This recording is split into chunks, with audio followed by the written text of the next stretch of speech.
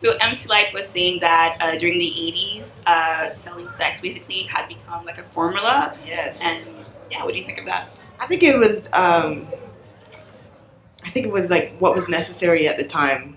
What has been necessary at the time for women to So is break. it still accurate to say that? It feels like it's still accurate for women breaking into the business in hip hop that you have to have that.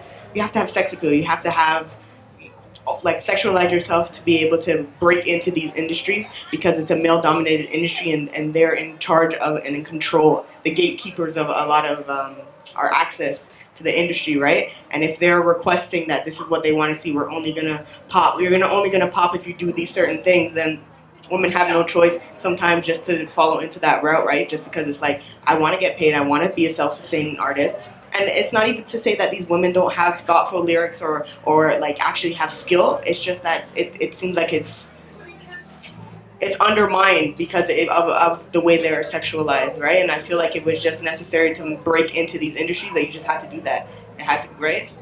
Yeah. So I agree that that was what most preeminent, but at the same time, there were rappers like Lauryn Hill and Missy Elliot who were breaking from that also. What do you think of that?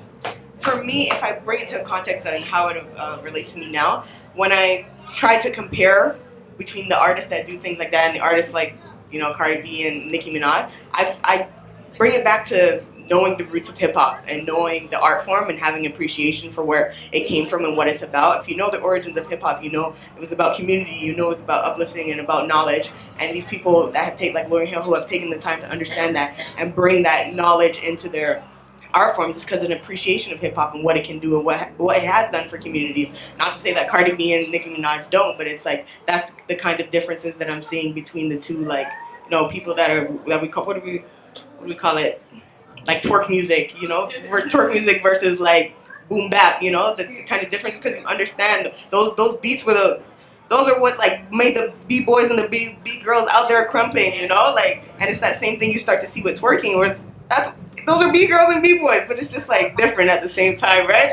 They're b-boys and right? It's just different. It's different type of appreciation of hip hop, I guess. But yeah. Go ahead. I think it's really interesting how Missy Elliot was kind of like the in-between for me because you couldn't tell that she was talking about sexual things in her song, but she was. Like, I had no business saying I was gonna put that thing down, flip it, and reverse it. Reverse what? At 12 years old? Like, do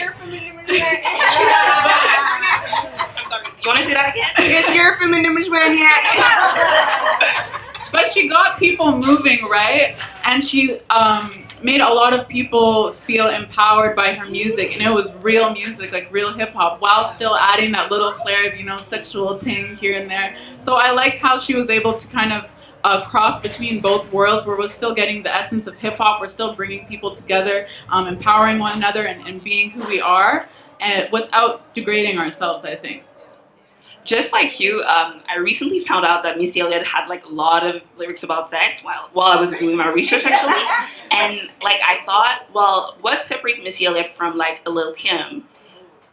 Is it like, for me, I see that she was a dark-skinned woman, she was fat, so is it that why people were like more reluctant to sexualize her or to like give her the space to speak about this part of her life?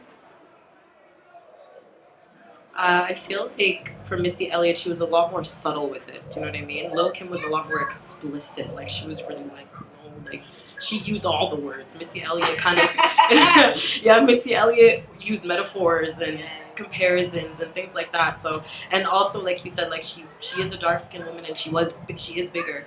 She was bigger actually because she lost a lot of weight. But I feel like that also plays into a part because she, like you said, she didn't.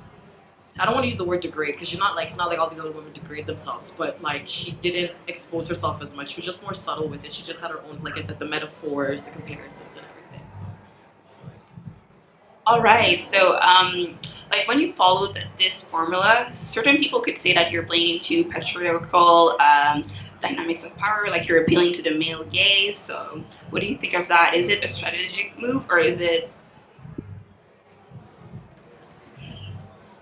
Personally, when people say that, I feel like it's coming from an own inner place of like this is only to appeal the male audience, whereas like me and my friends can have a good time going out and twerking and doing whatever because we have fun doing that. And the music, like City Girls and all that stuff, like they make music for us. Like we're not even thinking about men or anything like that. And so I think it's important for us to kind of shift the way that we view these ideas. Where for a long time, I think it was kind of like a pressure to like, oh, the guys are at the club, like we got to appeal to the guys and all that.